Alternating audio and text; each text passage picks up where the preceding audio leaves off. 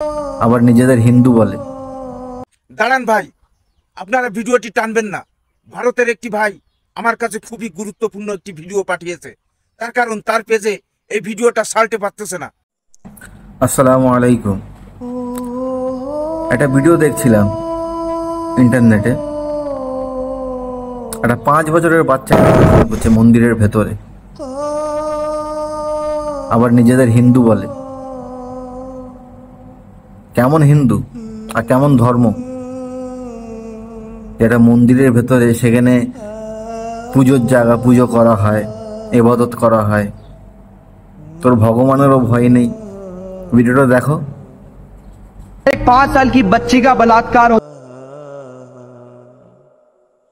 এসব হচ্ছে মানুষ না, এরা জানোয়ার। আর আমি তো আল্লাহর কাছে শুকরিয়া জানাই, আলহামদুলিল্লাহ, যে আল্লাহ তাআলা আমাকে মুসলমান বানিয়েছে।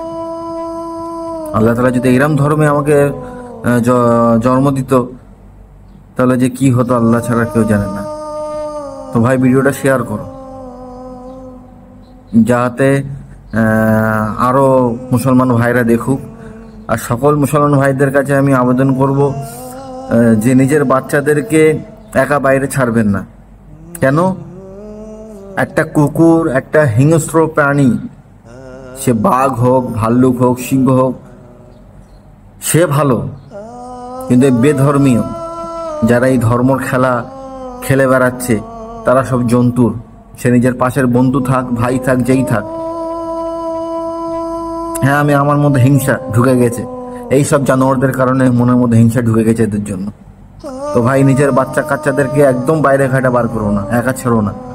এইসব জন্তুদের হাত থেকে যেন বাঁচাও ভাই, আমি বারবার বলছি। ভিডিওটা শেয়ার করো, যাতে আরো আমার ভাই, মুসলমান ভাইদেরকে দেখানোর সুযোগ দাও, যাতে করে নিজের বাচ্চাদেরকে হেফাজত করো, যাতে অনেক বিপদে পড়তে হবে। আর এই দুনিয়ায় আমি মন থেকে বলছি, এই দুনিয়ায় নিজের লড়াই নিজে লড়ো। এই দুনিয়ায় কে কারো সাথ দেবে না ভাই, কেউ কারো সাথ দেবে না। হক পথে লড়ো, নিজের লড়াই নিজে লড়ো। এই জন্য যদি গর্দানও কাটাতে হয়, এই গর্দান যদি কাটাতে হয় হক পথে, একটা জিনিস মনে রাখবে, মরলে শহীদ হক পথে, বাঁচলে গাজী, মরলে শহীদ। এই দুনিয়ায় নিজের লড়াই নিজে লড়ো, হক পথে লড়ো, নামাজ পড়ো। যতটা ভালো মানুষকে বাসো, বন্ধু বান্ধবকে বাসো, ততটাই ভালো আল্লাহকে বাসো। এই ভাই বলে দিচ্ছি বারবার ভাই, এই দুনিয়া কারোর জন্য না। যে অন্যায় করবে, যে গুনাহ করবে, যে হারাম খাবে, যে জেনা করবে, যে কতল করবে, তার দুনিয়া সাপোর্ট করবে। আর যে হক পথে চলবে, যে সোজা পথে চলবে, হক কথা বলবে, তার কেউ নেই ভাই।